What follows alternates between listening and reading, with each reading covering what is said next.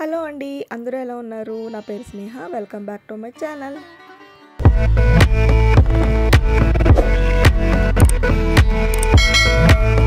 Bengaluru temple run సిరీస్లో part 3 అన్నమాట ఈ వీడియోలో చూపిస్తున్న టెంపుల్ వచ్చేసి బెంగళూరులోని బసవన్నగుడి అనే ఏరియాలో దొడ్డ గణపతి టెంపుల్ పక్కనే ఉంటుంది.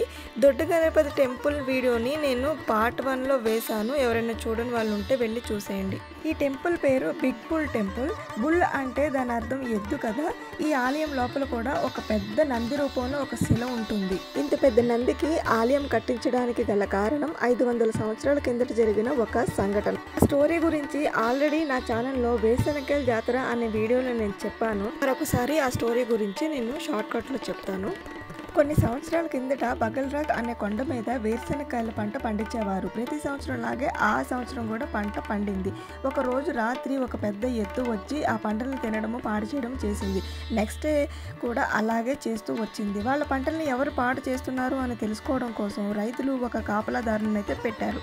ఎప్పటిలాగానే ఆ రోజు కూడా ఆ ఎద్దు వచ్చి వేరుశనక్కాయలను తినడం మొదలు పెట్టింది. ఎద్దు చూడ్డానికి బంగారపు రంగులో, ఇంకా ఆ ఎద్దు కళ్ళు డైమండ్స్ లాగా మెరుస్తూ ఉన్నాయి. ఆ కాపలాదారుడు ఎప్పుడైతే ఆ ఎద్దుని కొట్టడం మొదలు పెట్టాడో అప్పుడు అది అక్కడే కూర్చుండిపోయి ఒక శిలలాగా మారిపోయిందనమాట. ప్రతిరోజు కూడా ఆ శిల పెరుగుతూ వస్తుంది. అది చూసి ఊరి జనం చాలా భయపడి శివుణ్ణి మొరపెట్టుకుంటారు దానికి పరిష్కారం చెప్పమని.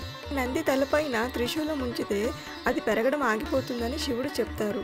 ఆ ఊరి జనాలు అలానే చేసి అప్పటి నుంచి కూడా ఆ నందిని పూజించడం మొదలు పెట్టారు. ప్రతి సంవత్సరం కూడా మొదటిగా వచ్చిన వేరుశనక్కాయల పంటని ఇక్కడి నందికి సమర్పించి ఆ తర్వాత ఇక్కడ జాతర చేస్తారు.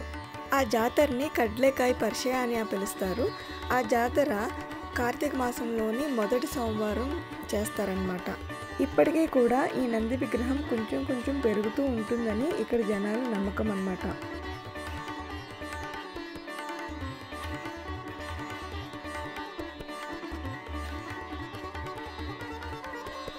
ఇది ఈరోజు వీడియో. బెంగళూరులోని ఇంకో టెంపుల్ వీడియోలో మళ్ళీ కలుద్దాం. This is Sneha. Thanks for watching.